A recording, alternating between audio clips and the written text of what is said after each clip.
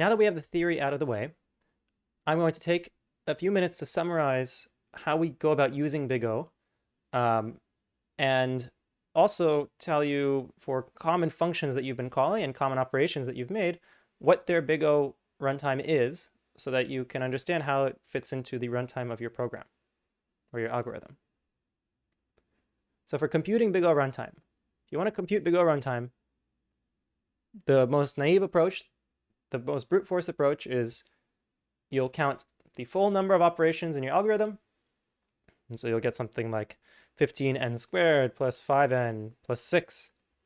And then you drop all the multiplicative constants and keep only the highest order term. And we've done some examples of that in this lecture.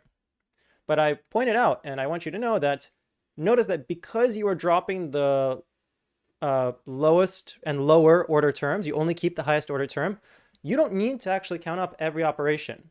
Like if you see that you have a nested loop or something else that's n squared, and then you have other operations that are just constant time and another operation that's just linear, you don't have to count up those other operations because you're going to end up dropping them anyway. And so really, as you get some practice, you can scan your code and quickly tell which part of your code will contribute the term that is the highest order. And then that's the one that you actually care about. And then, given this, if we want to compare the efficiency of two algorithms, first we compute the Big O runtime of both algorithms, and then we just compare which is higher order. And the higher order runtime, so the algorithm that has the bigger Big O runtime, is the slower one.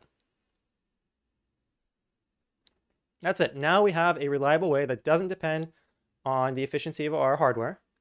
That doesn't really depend on implementation. Whether you use a while loop or a for loop, it's still looping, and it's still linear. A loop is still linear time. And so we can objectively compare the runtime of two algorithms. One hairy question that comes up is when we talk about in terms of what? When we talk about the input size, n, you have to decide for yourself what makes the most sense when you think about n.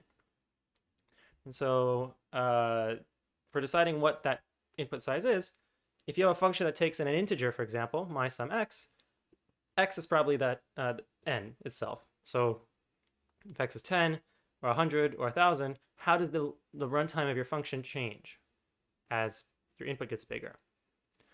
On the other hand, let's say that you're given a list. Well, maybe for a list of items, oftentimes n is the length of your list.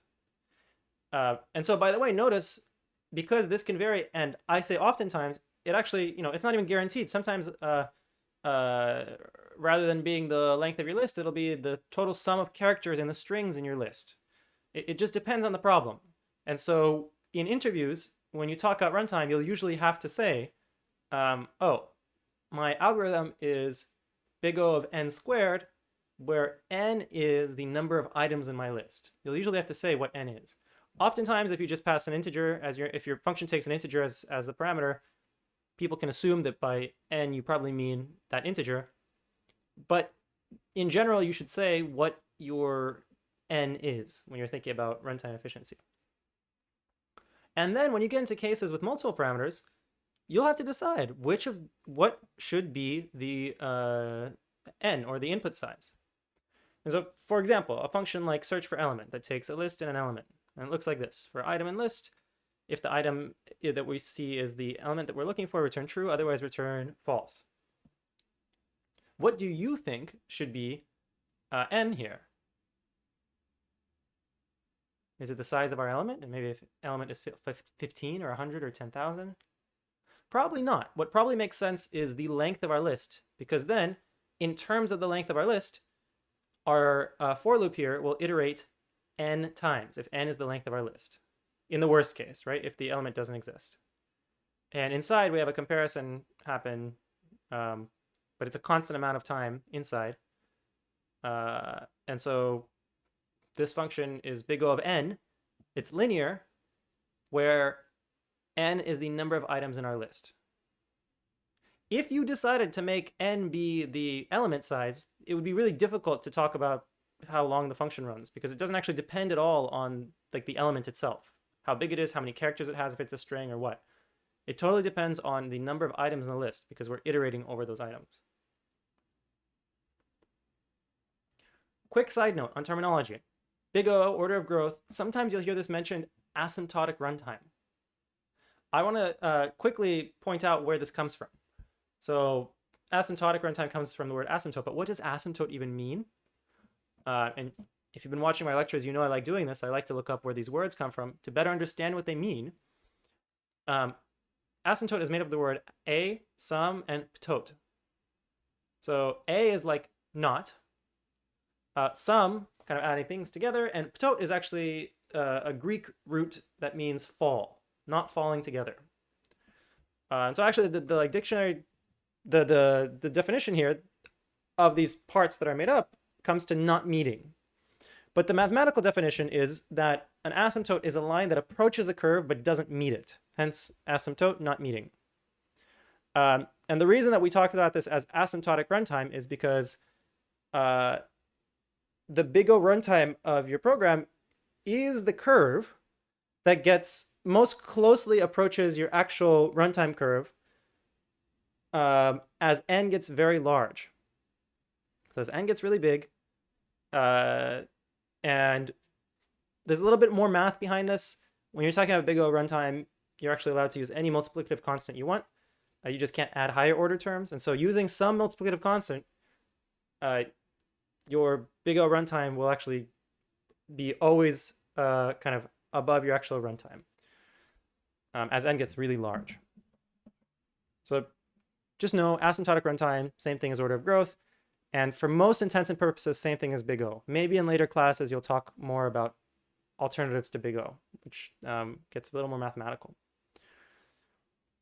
As promised, given that we do more than just assign and add variables, there's other operations that we do, and it's important that you know how long they take, because a constant time operation inside of a loop that happens n times is Big O of n total, but a linear time operation that's inside of a loop that happens n times is n squared total, because you do something n times inside of a loop that happens n times. And so some common things that you'll do. For example, checking if an item is in a sequence is actually linear because we have to look through each item in the list or string.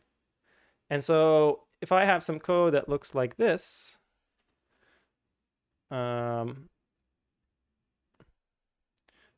item in, let's see.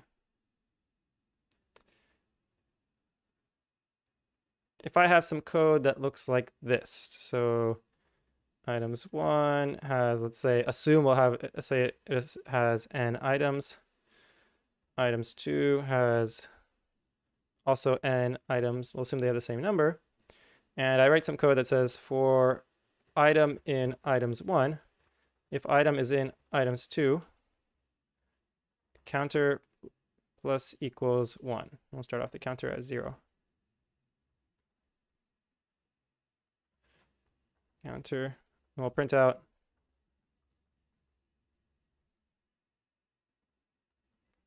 counter. So looking at this, what does this do? Well, it goes through each item in items 1, and if that item is in items 2, it'll increment the counter. And so here, only 1 is in both lists, and so I assume if we run this code, so on 3 main.py, it'll print 1. Whereas if I add another overlapping item here, so 152.721, now it should be 2. This code has one for loop, and so this means we loop n times. But notice here that inside of our loop, we're doing this in check. So if item in items 2, this actually takes n amount of time. This is Big O of n. Checking if a list contains something with this expression, item in sequence, is Big O of n because we actually have to look through every item in items 2 and compare it to item. So if there are n items in items 2, then we have to do n operations. And so actually in total, this entire algorithm is n squared. So it'll actually get pretty slow as our input gets larger. What about appending, adding an item to the end of a list? This is constant. Just adding one more item means you go to the end of the list and you add another little bit in memory there. So it's pretty quick. It's constant. Indexing. How long do you think indexing takes? Well, reading from a list actually takes constant time. If that surprises you, feel free to ask in class and we can talk about why. That has to do with how memory works, and it's a little bit beyond the scope of this class, but reading from a list takes constant time. What about slicing? So slicing up through k takes linear time, or where k is the number of elements that you're copying. Slicing too. Because slicing makes a new copy, and so you have to take each item up and through k and copy it into a new place in memory, so linear time. Getting the length, so length sequence is constant. The length happens to be a property of any sequence in Python, so it's very easy to look up. And then finally, comparing two lists, so if list 1 is equal to list 2, is linear because you have to compare each item at each point in the list to the same point in that second list. So because there are n comparisons, assuming that both lists are of length n, that takes linear time. Now the last operation I'll talk about here is concatenating. If you're adding two strings together, how long does that take? Well, if you do sentence equals sentence plus another string, that takes big O of n plus k time, where n is the size of the original string and k is the size of the added string. And what do we mean by the size of a string? Well, the size of a string is the number of characters in a string. So big O of n plus k, here is, there are 1, 2, 3, 4, 5, 6, 7 characters. And in therefore I am, 1, 2, 3, 4, 5, 6, 7, 8, 9, 10, 11, 12, 13, 14 characters. And so for us to add together I think plus therefore I am, that is 7 plus 14 characters that have to be copied to a new place in memory. And so 21 characters. And so copying a string is big O of n plus k. If you assume both strings are length n, then it's big O of 2n, which is still big O of n. So concatenating two strings together is linear time. Yeah, so just as I said, copying over each of the strings.